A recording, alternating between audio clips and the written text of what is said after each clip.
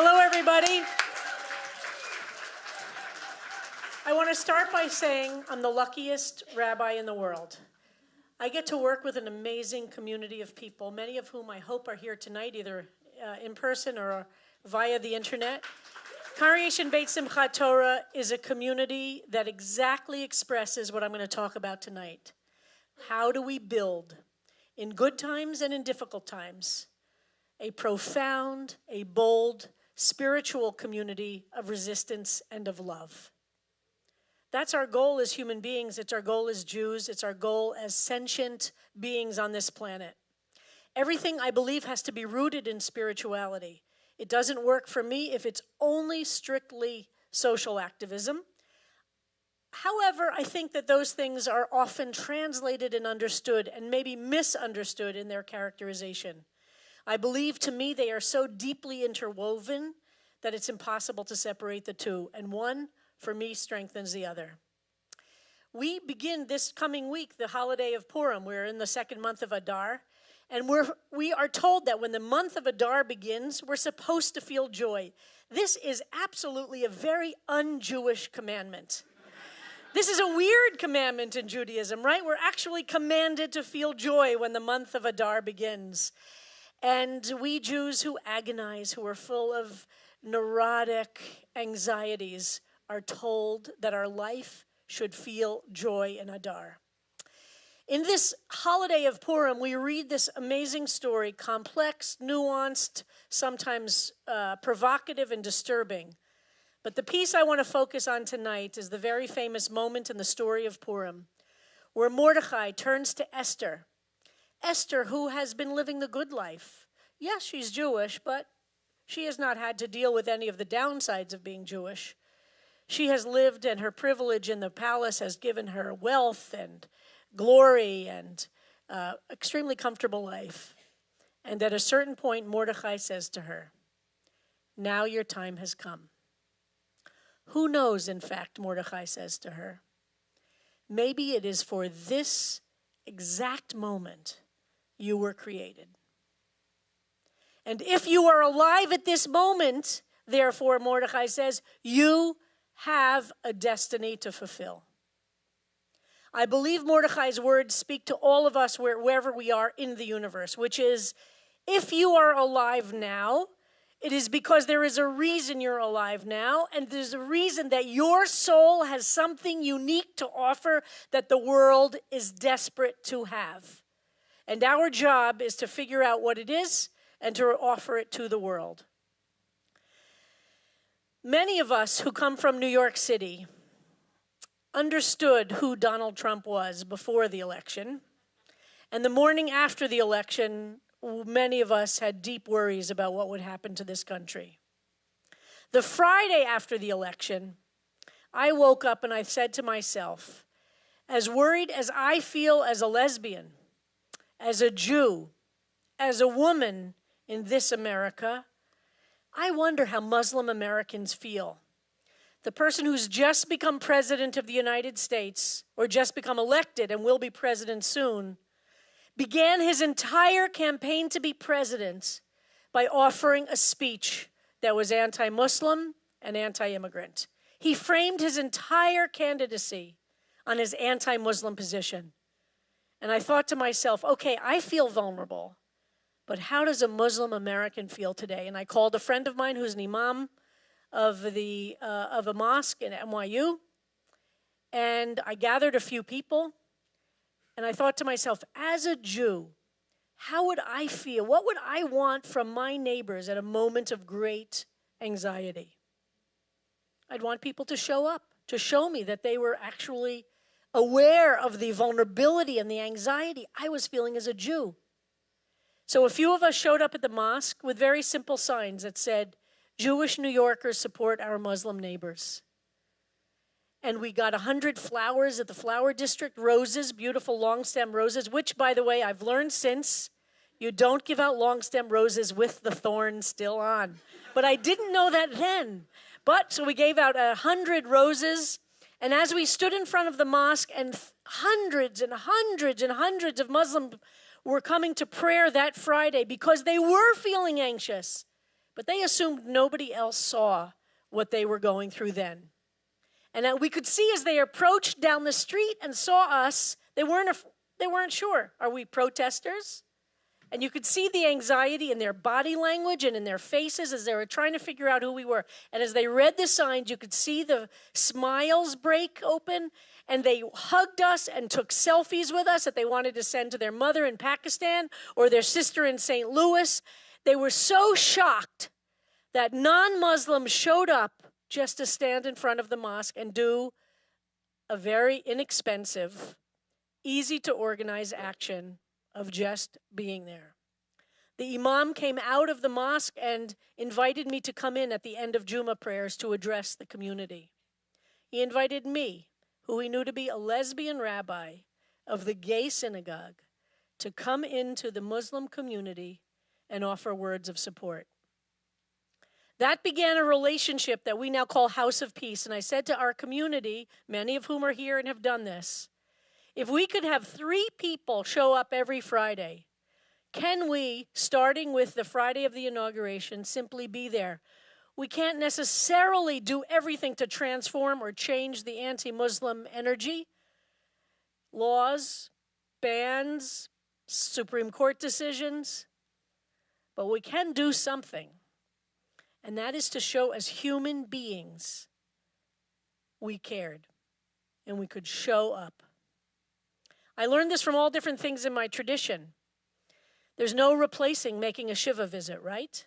If somebody is in mourning, there is something we could do as Jews. We can't take away the pain of the grief. We can't remove the tragedy of a tragic death. We can't transform what has happened to a family or to a close friend. But we can show up. And we are taught by our tradition the power of being present for somebody who is grieving is what matters.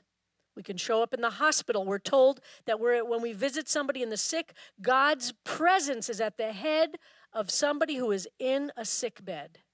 We can show up. Likewise, social justice demands of us to show up, not always to make a lot of noise, but sometimes simply to be present. After 6 months of doing this every Friday, showing up with posters and signs that said, LGBT Jews support our Muslim neighbors, or Muslims and Jews, shalom, salam, things very simple, and every week being hugged. Soon after we were saying Jummah Mubarak, all the Muslims coming in and out of prayer would say Shabbat Shalom.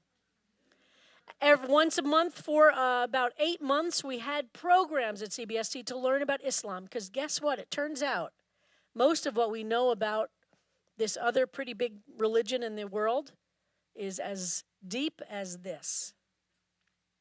As deep as this. So we decided as a community we wanted to know more. And guess what? That's not expensive, and it's not hard to organize. We learned, we brought in speakers, we studied, we figured out all different ways that we could become more knowledgeable about a pretty major force in the world that affected us as Jews and as human beings all the time. Because there is a narrative of hate that we wanted to examine up close and say, where do we land on this narrative of hate? After about 6 months, I met with the leadership of the mosque, and I said, listen, the last thing we want to do is overstay our welcome. Maybe you're a little sick of it already, every Friday coming to Jummah prayers and seeing the Jews outside saying Jummah Mubarak. If you feel like we're overstaying our welcome, we're happy to say we've done our point in this moment, and let's move on. And you know what the Muslims of this mosque said to us? Having you present, that we're kind of a gauntlet of love that we walk through when we come to Friday prayers, has become an essential part of what it means for us to come to our religious community. And you know what? For those of us who stand there on Fridays greeting our Muslim neighbors here in New York, has become an essential part of our hachana l'Shabbat, our preparation for Shabbat itself. It's part of our synagogue's Shabbat preparations, even if not all of us go. Some of us can't because of work or location or time or whatever the reason is. As a community, we go. So we are represented as a community. We are represented. And then you know what happened the first year? Rosh Hashanah came around. And members of the mosque came to me and said, can we help with your Rosh Hashanah and Yom Kippur services? We want to show our gratitude to you. So chances are, if you come to CBST for Yom Kippur services at the Jacob Javits Center, where we have 4,000 people because we don't charge tickets, and by the way, any of the young people here from Avodah, you're always welcome to come to CBST for high holiday services, no tickets. But chances are, if you come through the door, the machzor you receive from a smiling usher is likely to be from a Muslim member of this mosque who comes and greets our members and offers the machzorim. Pittsburgh happened. The first phone calls I received after the murder of 11 Jews during Shabbat services were from the Muslim community. They immediately created a meetup group for the Thursday night after Pittsburgh. What was their meetup group for Thursday night after Pittsburgh? To gather to make signs so they could stand in front of CBST with signs that said, Muslim New Yorkers support our Jewish neighbors. So many came, over 100 came. We couldn't even accommodate them all in front of we have a little storefront, you know? We had to send them to other synagogues. The Muslims who came to support CBST, got divided among 3 synagogues because so many wanted to show their support of us in a moment of profound and deep vulnerability. And you know what? That matters. It didn't change the fact that 11 people had been murdered in shul by a white Christian white supremacist. But it mattered to all of us Jews walking into shul that there were non-Jews who took time to stand in front of a synagogue and say visibly, we are here with you. The Imam of this mosque was our gay pride speaker. And he stood up in the gay synagogue and said to us, many might wonder why a cisgendered, straight, Muslim religious leader is here in the gay synagogue on gay pride. And he said, well, a lot of people write us emails and letters saying how horrified they are of the treatment of Muslims in America today, how much they are with us and stand with us. But you, the gay Jews of New York, actually show up. Showing up matters. Joy, as Adar teaches us, is there as our guide. And this is something we as a community learned deeply in the years that we lived with AIDS. 40% of our synagogue died from AIDS from 1981 to 1997, the years that AIDS was an epidemic, a pandemic in the gay community. 40% of our congregation died, and probably 75% of our congregation was HIV positive or living with AIDS. And by the time the protease inhibitors and the cocktail came to be in 1997, probably a vast majority of the men in our synagogue were HIV positive. And we as a synagogue made a deal. Most of our time was at funerals, in hospitals, in memorial services, Shiva Minyanim. We were either sick or worried about sick, or taking care of the sick, or burying the dead, or mourning. But we made a commitment as a community that on Friday nights we would not let the Shabbat service become a memorial service. Every Friday night through the entire AIDS epidemic, we would take a turn right before Mourner's Kaddish to say something about the member who had died that week, to make sure they were remembered in services, with a special prayer and with an acknowledgement of their life. But we, as the LGBT community, understood that even in the midst of this epidemic which was destroying us, and we felt that nobody else in the Jewish world cared, or in the larger world until the very end of that period, we were not going to lose sight of Oneg Shabbat, of the joy of Shabbat. That joy is an act of spiritual and political resistance. And it's that spirit that we have been able to bring into these moments of time of sometimes terrible despair and a feeling of being overwhelmed and a sense that there might be nothing to do. Joy is an act of spiritual and political resistance. In 1944, Abraham Joshua Heschel, who had gotten to the United States on a scholar visa offered by HUC, but not able to bring out his mother or sisters from Europe, And he fought all those years. He fought all those years to get his family out of Europe, but was never able to. And they were all murdered. In 1944, Abraham Joshua Heschel wrote an essay in which he said, "What is our response to fascism? We, to the degree that fascism is evil, we have to be that degree good. That is our challenge." That's an extraordinary challenge. I carry that around with me in my work as rabbi at CBST and in my work in the world. How do we not only focus on the evil in the world, but we use it as a challenge to say, as to the degree evil that evil is, we have to live our lives to that degree good. None of us can do everything. Not one of us could do everything, but every single one of us can do something. And I believe that social justice has two basic elements to it.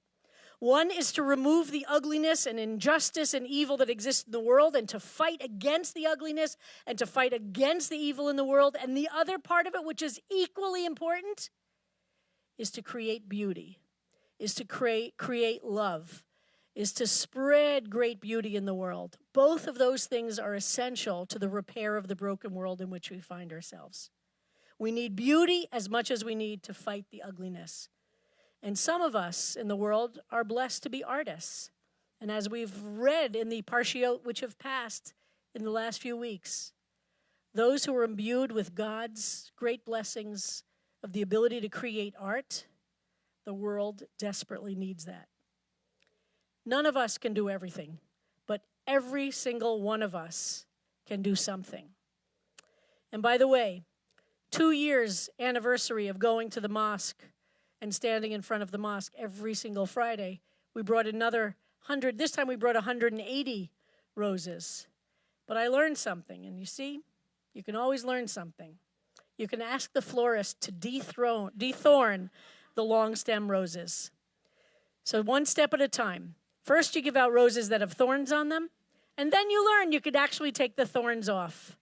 So thank you so much for being here tonight, and I'm looking forward to our continued conversation. Thank you.